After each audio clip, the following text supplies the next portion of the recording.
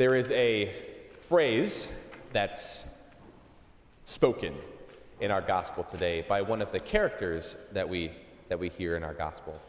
And kind of a phrase that's just, I don't know if it's like a subjunctive clause or a subordinate or whatever. I don't know. I'm not good at math. I'm even worse at English. So, like prepositions and all that stuff. So there's words that are said, and it's impactful. And this is why. These words are, do whatever he tells you. The words that the mother of Jesus says to the servants. And if you just kind of hear those words, you're like you just gloss right over them. Something that's not that important. Just, okay, Mary said something, cool.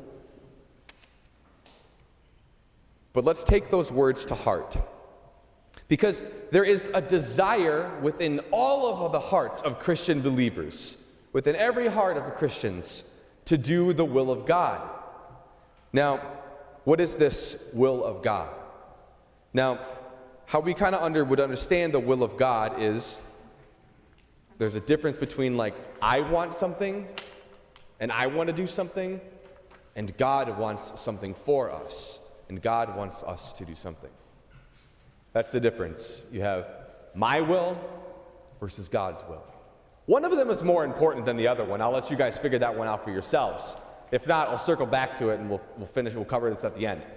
But we have to ask ourselves the question, is what I'm doing, is what I'm saying, is how I'm giving my life, is it my will, or is it the will of God that I do these things, that I say these things, that I act in this way? A very important question to ask. Am I doing my will or am I doing God's will? Because oftentimes the answer might be different.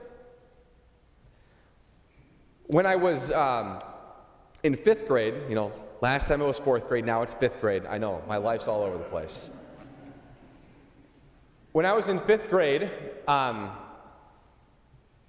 was at St. Joseph's Catholic Elementary grade school, and we were told to go to the gymnasium for an assembly of sorts. We were gathering to hear this religious sister speak to us. And I don't know what she was there to talk to us about. Honestly, didn't really care, could care less.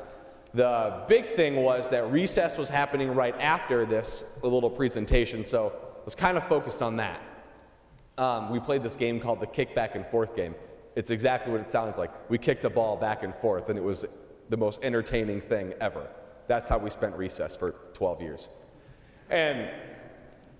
So I'm focusing on this kick back and forth game, and before me, in our entire school, there is this religious sister.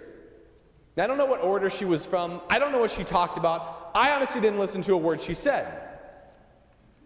But then all of a sudden, as I'm focused on everything else in this world, everything else that could happen in the day, this religious sister, the last thing she says, we need more priests.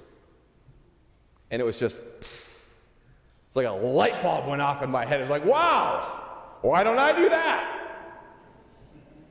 If only it were that simple.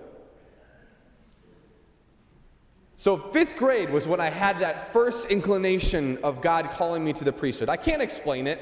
I don't know why that phrase meant so much to me. I don't know why that phrase is the only sentence that I heard in that entire, 45-minute talk that she gave us. I don't know why I randomly heard those words. I couldn't tell you. To this day, I don't know the answer. But what I do know is that those words changed my life. Because what those words did is they sparked something in me. They sparked a conversation. They sparked me thinking, do I need to be a priest? Is this what I need to do with my life? And as I got older and older and older, I started thinking, okay, is this something real for me? I went through middle school, I went through high school, thinking that question, since I had that initial thought when I was so young. But I wish I could tell you that when that sister said we need more priests, I had it all figured out, and I never had my eyes set on anything else. But that's not true. Because so often in, those next 13, 14 years, throughout middle school, high school, and even through seminary, my 8 years in seminary, it was hard. You had to ask yourself the question, it's like, is this really what God wants for me? Is this His will? But what about my will? Maybe I'd be a good husband. I don't know. I never gave it the shot. Women weren't necessarily lining up to date me, so here I am. But there's that's a reality that we ask ourselves, that I asked myself. That do I want to do my will, or do I want to do God's will? Do I want to do something else in my life, or do I want to follow this path to priesthood? It was something I wrestled with for about 7 years, trying to figure it out, trying to know that question. If only I would have taken those words from our gospel to heart and just do whatever He tells you. Would have made my life so much simpler. I wouldn't have had to sit there and worry, stay up late at night and try and figure all this stuff out. I could have taken my will aside and be like, well, that's pretty clearly not what God wants me to do, because this is where His will is clearly calling me, to the priesthood. So after a number of years, it finally made sense to me, and I'm like, okay, if this is what you want from me, God, I'm going to give it all to you. And when we do that, He just blesses us so much. When we listen to what He tells us, what can happen in our lives is exponential. There's no limit to the possibilities, the happiness that we can experience, the joy, the peace.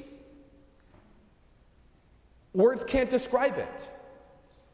But all we have to do is do whatever He tells us to do. And we have to silence that voice in the back of our head that's like, no, this would be way fun. This would be way more fun. This could be fun too. Hey, have you looked over here? This might be interesting. Because when we do that, it's like those thoughts just come creeping. There's that little devil over on your shoulder trying to pull you away from the will of God. We all know it. Instead of listening to that little devil on our shoulder, what we need to listen to is the voice of Mary and the voice of God, and doing whatever He tells us to do.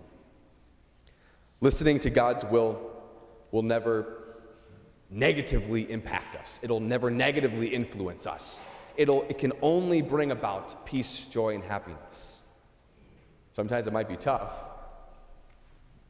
but that's life.